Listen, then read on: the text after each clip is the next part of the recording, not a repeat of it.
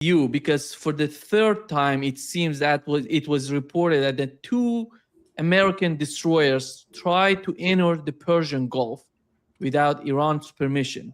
Hmm. And then Iranian Navy said they announced that it targeted vessels with suicide drones and anti-ship missiles and forcing them to return back to the Sea of Oman.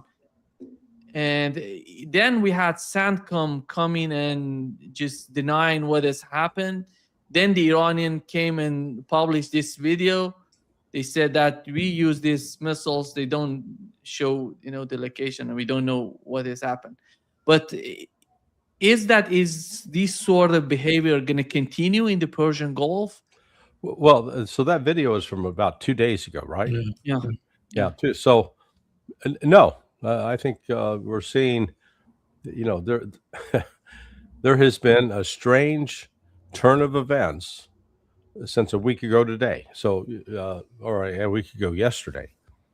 So, and I'm not claiming, putting Pepe Escobar and I as the cause of this at all. But both Pepe and I received information last Thursday from, and we were told about the source, and the source is a senior Pakistani official in a position to provide that would have knowledge about information. And when they laid out this, the claim that President Pezeshkian called the Prime Minister Sharif of Pakistan following a meeting of the the National Security Council in Iran, and it was basically, you tell the United States that we're not going to have no more talks about anything with, we're cutting off talks on nuclear issues. We're not going to even entertain and consider a framework for controlling the nukes. And we're going to do a demonstration to show you that we got one. Basically, that was the message. And I did confirm subsequently that conversation that Pezeshkian had with Sharif took place over a non-secure line. Now, was that just a mistake, or is that? I think that was a deliberate decision by both Iran and Pakistan, because they know that the United States would be listening in, and they'd get it. And then, in turn, Prime Minister Sharif of Pakistan ordered his foreign minister to talk and inform Marco Rubio. And so, what have we seen since that conversation?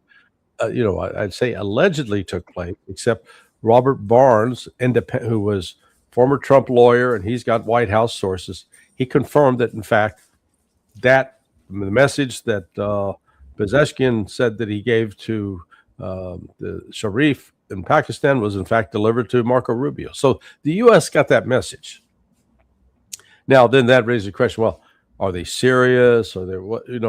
And we saw, last Saturday, Sunday, Monday, Tuesday, and into Wednesday, that there were U.S. provocations continued in the Persian Gulf. I think the biggest one was was last Tuesday, when the attack took place on the United States hit a helicopter carrying a Hellfire, hit a Iranian tanker, and then they hit a communication site on Kemch Island, and then Iran turned around and immediately fired an anti-ship missile and reportedly hit a ship connected to the U.S., and then launched attacks in Kuwait, and that were significant.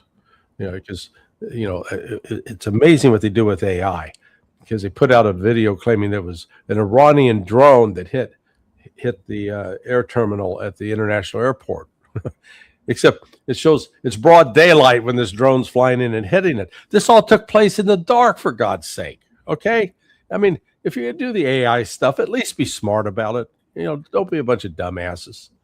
And then the satellite imagery has emerged showing this shelter. Yeah, this is the one.